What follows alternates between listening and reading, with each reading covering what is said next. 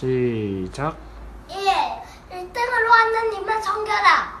2. 이상한 우상들을 만들지 말라. 4. 상가 여호와의 이름을 망령되게 부르지 말라. 4. 사사로운 일로 안식일을 범하지 말라. 5. 오래오래 부모님을 공경하라. 6. 육체를 쉽게 여겨 살인하지 말라. 7. 치부단장하고 가늠하지 말라. 8. 팔을 내밀어 도둑질하지 말라. 9. 구차하게 거짓 증거하지 말라. 10. 십계명의 마지막은 탐심이기에 네 이웃의 소유를 탐내지 말라. 아마 저 아이들은 평생 저거를 기억을 할 거예요. 그죠? 그 다음에 저게 평생의 놀이가 될 것이고요. 오늘은 이상한 우상을 만들지 말라. 우상이라고 하는 말을 페쉬엘이라고 합니다. 페쉬엘. 페쉬엘은 무슨 뜻이냐면요, 잘게 썰다, 그리고 자르다, 깎아내다라는 뜻이에요. 그러니까 이게 우상은 무슨 뜻이냐면, 이방인들이 자기가 원하는 대로 신을 만들어서 깎아서 자기가 원하는 모습과 자기가 원하는 욕망을 채우기 위해서 시작된 게 뭐라고요? 우상이라는 게, 페쉬엘이라는 겁니다. 이 앞에 돌멩이가 하나 있습니다. 이 돌멩이는 건아들의 이영복 성도님 아시죠? 건아들의 기타리스트 리더였던 이영복 성도님이 지금 단양에 있는데, 그분이 이제 저한테 이렇게 보내온 돌입니다. 이 돌을 보는 방법이에요. 여러분, 이 돌을 볼 때에 어떤 생각이 듭니까? 물체를 볼 때에 보는 방법이 있어요. 하나는 뭐냐면은 돌 자체를 보는 겁니다. 그냥 이건 돌이에요. 그 물체의 실체를 보는 게 하나의 방법입니다. 그런데 또 하나의 보는 방법이 있죠. 이 물체에다가, 실체에다가 생각을 집어넣고, 감정을 집어넣고, 의식을 집어넣고, 사상을 집어넣습니다. 그러면 이 물체가 다르게 보이는 겁니다. 이 돌은 나의 고향에서 온 돌이야 라고 생각을 하게 되면, 만약에 그렇게 생각하게 되면 이 돌이 다르게 보이죠. 이 돌을 저한테 보내온 이유가 있죠. 왜 보내왔습니까? 공교롭게 십자가가 있어요. 뒤에다 앞뒤가. 그래서 이걸 저한테 보내온 거예요. 그래서 제가 이렇게 만든 거거든요. 그러니까 이 돌은 신앙이 있는 돌이야 라고 여기에다가 신앙과 사상을 집어넣습니다. 그러면 이거는 십자가의 돌이 되는 것이고, 내가 힘들고 문제가 발생을 하고, 그 다음에 누군가가 질병에 걸려가지고 치유를 받기 원한다고 한다면, 이건 예수님을 상징하는 십자가의 돌이기 때문에 앞에다 놓고 여기에다가 기도를 하기 시작합니다. 손을 얹고 기도합니다. 이거는 뭐예요? 바로 돌을 그 물건 자체에만 보는 게 아니고, 여기에다가 감정과 사상과 의식을 집어넣고서 보는 것을 의미하는 겁니다. 그래서 물건을 볼 때에 두 가지 방법으로 보게 되는 것이죠. 어떤 사람이 등산을 하게 되었습니다. 산에 오르다가 너무너무 급해서 이제 볼일을 봐야 되는데 볼 데가 있어야죠. 대낮인지라. 그래서 이 양반이 보니까 큰 바위가 있는 거예요. 그래서 그 바위 옆에다가 볼일을 봤습니다. 그리고서 등산을 해서 산에 올라갔어요. 얼마나 시원하고 좋아요. 그리고 나서 한참 이제 정상까지 올라오서 내려오다가, 이제 내려오는 길에 사람들이 모여 있는 거예요. 그리고 어떤 사람들은 거기에서 모여가지고서 고개를 숙이고 기도를 하고 있는 겁니다. 무슨 일인가 본 거예요. 그래서 가봤더니 어떤 사람들이 그곳에다가 두 손을 빌면서 기도를 하고 있는 겁니다. 도대체 왜 저 사람들이 저기에다가 기도를 할까? 손을 빌고 있을까? 라고 가봤더니 조금 전에 자기가 올라가기 전에 변을 보았던 그곳이에요. 그래서 이 사람이 거기다 변을 보고서 사람들이 볼 거니까 그래서 치울 수는 없고 그 사람이 거기다가 돌을 던졌던 거예요. 돌을 많이 던져서 그 변을 쌓아 올렸던 겁니다. 그런데 지나가던 사람들이 돌멩이가 쌓여있으니까 나도 하나 쌓고 너도 하나 쌓고 하다 보니까 이게 돌탑이 돼버린 거예요. 그러다는 어느 사람들이 올라가고 내려오면서 그 돌탑을 보면서 내가 소원을 빌어야지 라고 하면서 그곳에 소원을 빌은 겁니다. 결국은 뭐예요? 사람들은 똥에다가 소원을 빌은 거예요. 너무 민망하고 당황스러워서 그것을 그냥 못 본 채 하고 왔다라고 하는 그러한 이야기입니다. 사람들은 어떤 물건을 볼 때에 그 물체의 실상만을 보질 않습니다. 그 물건에다가 감정을 집어넣고 생각을 집어넣고 의식을 집어넣고 사상을 집어넣는 것이 바로 우리들이 물건을 보는 방법입니다. 사람들은 돌탑과 바위가 그저 돌과 바위라고 생각하지 않는 사람 한 사람도 없습니다. 모든 사람들이 그것을 볼 때 이것은 돌이고 이것은 돌탑이고 이것은 바위라고 생각을 합니다. 그런데 어느 순간부터 그곳에 음식을 차려놓고 그리고 소원을 빌고 그곳에 정성을 들입니다.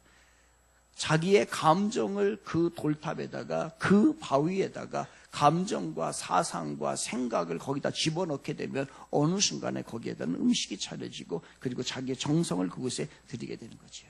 바로 그 돌탑과 바위에다가 감정과 사상과 의식을 개념을 거기에다가 집어넣기 때문에 그런 것입니다.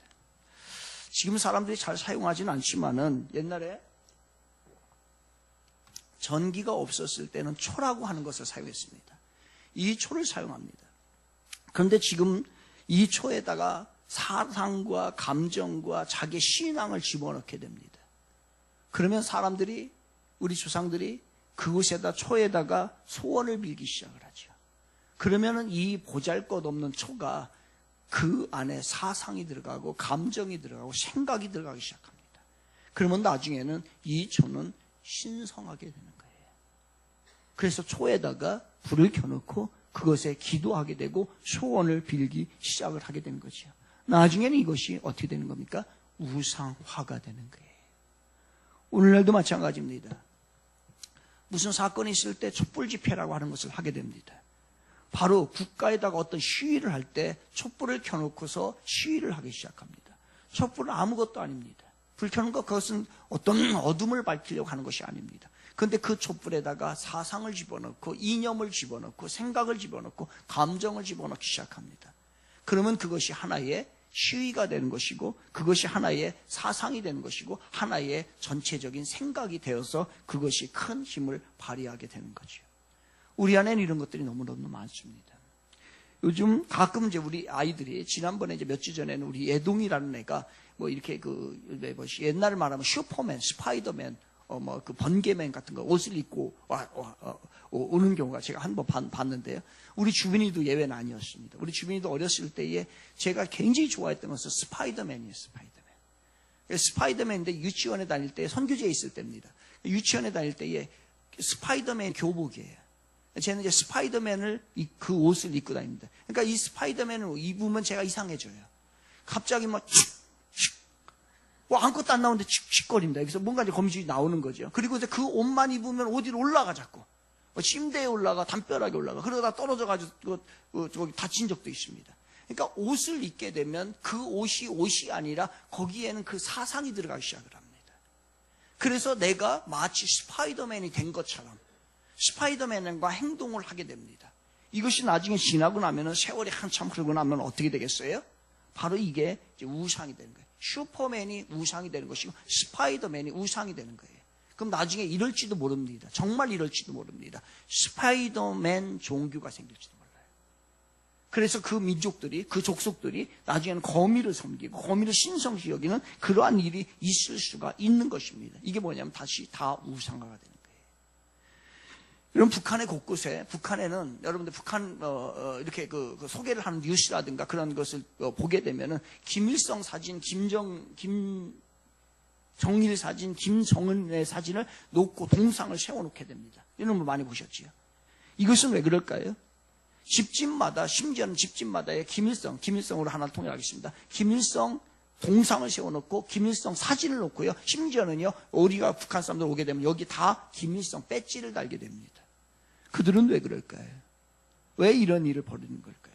바로 국가라고 하는 것은 법과 제도라고 하는 것이 있습니다. 그 법과 제도로 국민들을 통제를 하고 이끌어가는 그런 것이 법과 제도인 것입니다. 그런데 법과 제도로는 다 통치가 안 됩니다.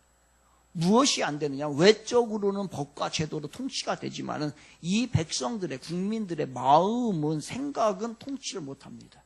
그래서 이 마음까지 통치가 되어야 됩니다. 그래서 사람들에게 이 정신 세계를 지배하기 위해서 내부 세계까지 통치하고 싶은, 지배하고 싶은 마음이 있어서 어떻게 하냐면 집집마다 김일성의 사진을 걸어놓게 만들고 여기 배지를 하게 됩니다. 그러면서 동상을 보면서, 사진을 보면서, 배지를 보면서 무슨 생각을 하게 되냐면 바로 우리는 김일성이 때문에 먹고 살고 오늘날 이만큼 산다라고 하는 것을 암암리에 보여주는 거예요. 지금도 죽였음에도 불구하고. 누구 덕분에 이렇게 살고 있는지를 알고 있느냐. 이것을 백성들에게 이야기를 하는 겁니다. 그래서 김일성의 동상이라든가 사진이라든가 배지 이런 것이 나중에는요 더 심화가 되면 우상화가 되는 겁니다. 태국에서 있었던 일입니다. 어느 교회에서 예배를 드렸어요. 예배를 드리고 난 다음에 그 왕비의 사진이 그 강대상에 크게 왕비의 사진이 있더라는 거예요. 알고 봤더니 그날이 태국 왕비의 생일날이었던 거예요. 근데 교회에서 그 일을 봤는데 나중에 예배가 끝나고 난 다음에 그 분이 거기를 방문했다가 놀란 거예요. 나중에 예배를, 하나님 앞에 예배를 다 드리고 난 다음에 그 사진, 큰 사진을 걸어놓고요. 거기에서 이렇게 고백을 하며 찬양을 하더라는 거예요. 이 나라를 지켜주신 하나님, 이 나라를 지켜주신 부처님, 이 나라를 지켜주신 왕비님, 감사드리나이다. 이 사람들이 왜, 태국에서는 왜 그렇게 했을까요? 바로 국민들의 감정과 사상과 모든 생각들을 지배하고 싶은 거예요. 그래서 사진이라는 것을 갖다 놓게 되고 왕비가 이 나라를 이렇게 국민들을 잘 살게 만들고 먹여주었다라고 하는 것을 보여주는 것, 정신세계를 지배하기 위한 거예요. 그러니까 사물을 볼 때에 그냥 그 실체를만 보는 것이 아니라 거기 안에 감정과 사상과 이념, 의미가 집어넣게 되면요 말할 수 없이 확산이 되기 시작합니다. 이것이 나중에 더 확산이 되면 우상화까지 생기게 되는 것이죠. 우린 동상이라는 게 있습니다. 동상이라고 하는 게. 인천 상륙작전을 하고 난 다음에 메가다 동상을 세워놓습니다. 무슨 얘기입니까? 그 메가다가 우리나라를 살렸다. 인천 상륙작전을 위해서 살렸으니까 감사하는 마음을 가지라고 하는 것을 의미를 하기 위해서 볼 때마다 메가다 장군에게 감사하세요 하기 위해서 메가다 장군의 상을 세우는 동상을.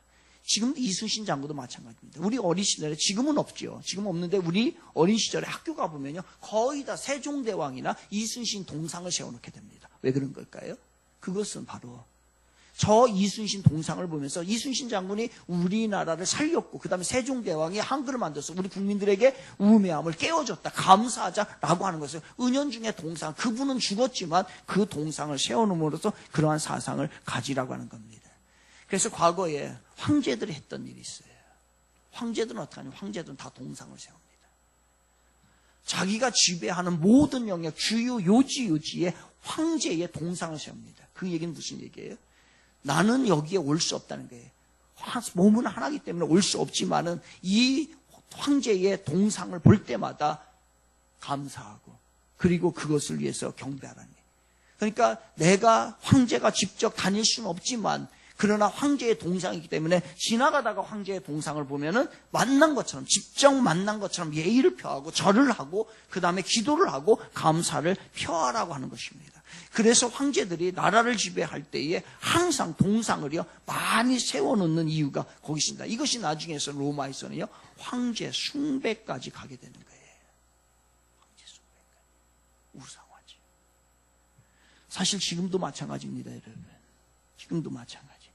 우리나라 곳곳에 가면 석가모니 불상이 있습니다. 석가모니가 죽은 지는 2500년이 넘었습니다. 그럼에도 불구하고 지금도 세상 곳곳에 우리나라 곳곳에 가면은요, 다 불상을 세워놓습니다. 그것은 무슨 얘기입니까? 석가모니를 보면서 저분이 우리를 구원해 주셨다. 저분이 우리에게 축복을 준다. 거기다 빌고 그것을 나타내는 계속된 우상화가 오늘도 이루어지고 있다는 거예요. 마치 황제가 동상을 만들어 놓고 통치하였던 것과 똑같이 오늘도 2500년 전에 죽은 그 석가모니의 동상, 불상을 세워놓고 오늘도 저 석가모니가 우리의 사상을 오늘도 지배를 하고 있는 것이에요. 이게 뭐라고요? 우상이에요. 그래서 우상 만들지 말라는 거예요. 정신세계가 파괴됩니다. 천주교도 마찬가지입니다. 천주교가 마리아상이 있습니다. 성당 입구에 들어가면 마리아상이 다 있습니다.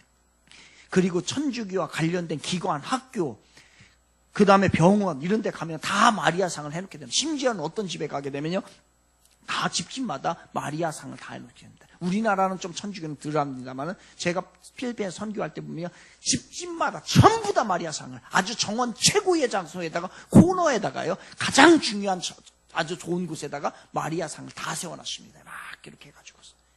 왜 그런 거예요? 바로 그녀는, 마리아는 훌륭한 일을 한 건 분명합니다. 예수님을 탄생시켰습니다. 그러나 그녀도 죽었어요. 그러나 오늘도 그 사상이, 마리아의 사상이, 마리아가 했던 그런 일들이 오늘도 우리의 사상을 지배하게 하기 위하여서 그들은 상을 세워놓고 만들고 있다는 게 뭐예요? 우상화입니다. 그래서 절하지 말고 섬기지 말라는 거예요. 이게 우상숭배라는 거예요. 여러분, 우리가 제사라고 하는 걸 드리죠. 제사라고 하는 걸. 제사라고 하는 것을 드리는데 이 자리에 있는 사람들 중에서 어떤 한 사람도 그 조상이 와서 차려놓은 음식을 먹게 되고 그 조상이 우리에게 축복을 주고 그 조상이 살아서 우리 그 제사 자리에 온다고 생각하는 사람은 아무도 없습니다. 이 자리에는. 그렇게 생각하는 사람 아무도 없어요. 그런데 어느 순간에 거기에 감정이 들어가고 사상이 들어가고 의식이 들어갑니다. 그러면 그 조상이 우리에게 복을 갖다 주고 나의 문제를 해결해 주고 우리 가정을 지켜준다라고 하는 그러한 생각을 하게 되는 거예요. 그래서 하나님이 하지 말라는 거예요. 물건 자체를 볼 때에 그 물건 자체로만 보는 것이 아니라 그 안에 무엇을 집어넣는다고요? 감정과 생각과 의식과 사상과 이념과 이데올로기가 그 안에 들어가기 때문에 그렇습니다. 이런 감정, 동상, 우상들은 우리를 지켜주고 우리에게 복을 가져다 주지를 않습니다. 여러분. 이런 것들은 한 발자국도 움직이지 못해요. 손 하나 까딱하지 못하는 게 우상입니다. 모두 나의 지나친 감정에서, 나의 잘못된 생각에서, 나의 과도한 상상력에서 시작된 것이 바로 이 우상인 겁니다. 나의 생각에서 나온 것이고 나의 감정에서 나온 것이고 나의 상상력에서 나온 것, 이런 모든 것들을 뭐라고 한다고요? 우리는 우상이다라고 해요. 패션이다라고 얘기를 하는 거예요. 내가 다 잘라서 내가 원하는 대로 만들어서 내가 원하는 축복을 가져오기 위하여서 만들었다는 거예요. 즉 모두 나로부터 나온 거라는 것입니다. 그래서 나를 위하여, 나 때문에 내가 만든 것이 무엇이라고요? 우상이라는 거예요. 그래서 하나님께서는 인간들에게 우상을 만들지 말라고 합니다. 오늘 본문의 4절과 5절에 보면 너를 위하여 새긴 우상을 만들지 말고 또 위로 하늘에 있는 것이나 아래로 땅에 있는 것이나 땅 아래 물속에 있는 것이 어떤 형상도 만들지 말고 그것들에게 절하지 말며 그것들을 섬기지 말라라고 했어요. 여러분, 이거 다 우상입니다. 나의 생각으로 된 거예요. 그러면 왜 하나님께서는 이거를 단호하게 명령을 하셨을까요? 왜 우상 숭배를 하지 말라, 우상을 만들지 말라고 단호하게 말씀을 하셨을까요? 우리 한번 생각을 한번 해봅시다. 여러분, 여러분의 자식이 어느 날 여러분의 자식이 거지한테 가가지고서 굽신굽신거립니다. 거지 찾아가가지고서 밥 한 술 주십시오라고서 이야기한다고 한다면, 내가 옷이 없어서 옷이 필요합니다라고서 거지에게 가서 옷을 달라고 한다면 여러분 생각은 어떠시겠습니까? 내가 우리 새끼를 어떻게 낳았는데, 어떻게 길렀는데, 우리 집에 가면 먹을 게 쌓여있고 옷이 쌓여있고 네가 원하면 내가 모든 것을 다 줄 것이고, 그리고 내가 너를 어떻게 낳았는데 네가 거지에게 가가지고 한술 주십시오라고 얘기한다고 한다면 여러분은 어떻게 생각하시겠어요? 그 자식을요. 아마 저 같으면 우리 주빈이가, 우리 주애가 그런다고 한다면 저놈들을 끌어다가요 집에서 혼낼 겁니다. 왜 집에 밥이 없어? 왜 옷이 없어? 그리고 엄마가 없어? 아빠가 없어? 모든 것이 집에 다 있는데 왜 거지에게 가가지고서 그렇게 밥 한 술 달라고 이야기하느냐라고 혼낼 거예요. 달랠 것이 아니라 혼낼 것입니다. 여러분, 하나님께서는 우리를 하나님의 형상대로 창조하셨습니다. 즉 우리를 아주 존귀한 자로 만드셨어요. 그리고 우리 구원을 위해서 예수 그리스도 하나밖에 없는 예수 그리스도를 우리를 위해서 보내주셨습니다. 그렇게 하나님이 존귀하게 사랑을 하고 존귀한 존재가 우리입니다. 그런데 이 존귀한 존재가 왜 아무것도 아닌 그 우상 앞에 가가지고 굽신굽신거리냐고요.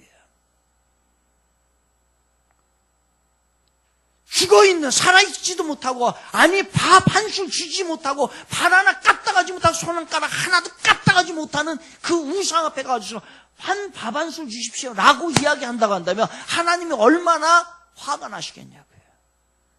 여러분, 하나님께서 이 이계명을 주신 이유는 그겁니다. 바로 여러분의, 우리의 자존심을 세워주기 위한 거예요. 어디 가서 굽신굽신, 아무 데나 가서 굽신굽신 하지 말란 얘기예요. 여기저기 찾아다니면서 굽신굽신 하지 말란 얘기예요. 아무것도 아닌 돌탑 앞에 가지고서 존귀한 자가, 하나님의 자녀가 가가지고 거기 가가지고서 굽신굽신 거리면서 이거 밥 주세요, 잘 되게 해주세요, 이 기도 들어주세요 라고 하지 말란 얘기예요. 자존심 안 상한 얘기예요. 하나님이 내가 너희들을 어떻게 만들었는데, 그리고 이 땅에 어떻게 보내줬는데, 그리고 너희들이 어떠한 존재인데 가가지고서 그 돌탑 좀 쌓아놓고서 거기 가지고서 마치 구걸하는 것은 거지게 가가지고서 밥 한 술 주십시오 라고 하는 거와 똑같다는 거예요. 어떻게 이렇게 천박할 수가 있냐 이거예요. 하나님이 계시는 거예요. 얼마나 자존심 상하는 얘기예요. 여러분, 얼마나 자존심 상하는 얘기예요. 우리 집에는 모든 것이 다 있는데 우리 자식이 가가지고서 어디 거지한테 가서 밥 한 술 주십시오, 밥을 못 먹었습니다 라고 한다면 부모된 입장으로 얼마나 자존심 상하고 얼마나 이게 화가 날 일이냐 이게. 하나님이 우리를 그렇게 만들어주셨고, 하나님 자녀 삼아주셨고, 하나밖에 없는 예수 그리스도를 이 땅에 보내서 구원시켜까지 주셨는데, 우리가 그 우상에 가가지고 돌탑에 가가지고서 바위에 가가지고서 이 부적 하나 꺼놓고서 거기다 주먹을 달라고 한다고 한다면 되겠냐 이게. 안 된다는 얘기입니다. 회개해야 돼, 우리. 그동안에 했던 거예요. 여러분, 프랑스에 가면요, 세계에서 제일 비싼 음식 중에 하나가 뭐냐면요, 닭고기 요리입니다. 닭고기 요리 하나가 어떤 거는요 몇백만 원에서, 어떤 거는요 그 닭고기 한 마리 요리가 얼마냐면요 7천에서 8천만 원 한다는 거예요. 닭 요리 하나 해봐야 이게 뭔 7천만 원, 8천만 원, 거의 1억에 가까운 이 요리가 되냐 이거예요. 있을 수 있는 일입니까? 기껏 해봐야 뭐 그 닭은 무슨 뭐 금으로 만든 닭입니까? 아니면 그 닭은 뭐 우리보다 다른 거, 우리나라에서 먹는 닭 다른 닭이 다 똑같은 닭이야. 그런데 같은 닭인데 어떤 거는 10,000원이면 2마리 오는가 하면 어떤 것이 7,000에서 8,000마리 되는 닭 요리가 된다는 거예요. 왜 그럴까요? 그 닭 요리에 어떤 포도주를 쓰느냐에 따라서 그 닭 요리 값이 다르다는 거예요. 그 닭 요리를 하기 위해서 포도주를 쓰게 되는데 10,000원짜리 포도주를 쓰게 되면 그 닭 요리는 10,000원짜리 되는 거예요. 그런데 그 닭 요리에 7천만 원, 8천만 원짜리 1억짜리 포도주 한 병을 넣어서 그 닭 요리를 하게 되면 그 닭 요리가 얼마가 되는 거예요? 1억이 되는 거예요. 그 포도주에 따라서 그 닭 요리 값이 결정되는 겁니다. 여러분, 닭 요리만 그렇겠습니까? 우리 모두 마찬가지예요. 닭 요리의 포도주가 무엇이냐에 따라서 값이 결정된 것처럼 우리 안에 예수 그리스도가 있느냐 없느냐에 따라서 우리의 값어치가 결정될 줄 믿습니다. 여러분 안에 예수 그리스도가 살아계시면 이 예수 그리스도의 값어치가 나의 값어치가 되는 거예요. 그런데 우리 안에 예수 그리스도가 없고 우상으로 가득하면 악한 마귀 값이 우리에게 결정이 되는 거예요. 인간은 비슷비슷합니다. 그래서 우리가 우상을 섬기게 되면 우리의 값어치는 똑같은 것 같은데 우리의 값어치는 마귀와 악한 것과 악마의 자식과 똑같은 값어치를 받게 되는 거예요. 그런데 우리 안에 예수 그리스도, 살아계신 예수 그리스도, 하나님의 아들이 우리 안에 있으면 우리의 값어치는 예수 그리스도의 값어치가 되는 것입니다. 여러분, 무슨 값어치입니까? 여러분에 계신 그 예수 그리스도는 통하여서 우리의 값이 결정된 거예요. 우리 한 사람 한 사람은 더럽고 추악한 죄인이에요. 이 자리에 있는 모든 사람들 다 똑같습니다. 조금 배우고 별거 아니에요. 좋은 갖고 별거 아니에요. 좋은 옷 입고 안 입고 이거 아무것도 아니에요. 우리 모두는 다 죄인이에요. 그런데 그 죄인 가운데 살아계신 하나님의 아들 예수 그리스도가 있을 때 우리는 구원받고 새로운 의인으로 거듭나게 되는 것이지요. 그러면 의인의 값어치를 하게 되는 겁니다.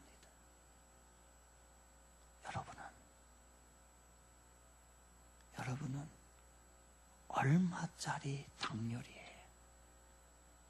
얼마짜리의 사람입니까? 하나님은 우리 인간의 생각과 감정에 의해 만들어지는 분이 아닙니다. 하나님은 인간의 상상력에 의해서 만들어지는 분이 아니에요. 그 하나님은요, 너무 위대하시기 때문에 그분을 이 지구상에 담을 수가 없어요. 이 지구상에 있는 이 그릇은 너무너무나 작기 때문에 위대하시고 그 크신 하나님을 담을 수가 없어요. 우리의 생각으로 다 하나님을 해석할 수가 없습니다. 너무너무나 크신 분이기 때문에 우리가 그분을 다 알 수도 없어요. 그래서 그분은 절대로 보이지 않습니다. 보이는 건 다 가짜입니다. 보이게 만들어 놓는 불상, 우상들은 나머지는 다 가짜예요.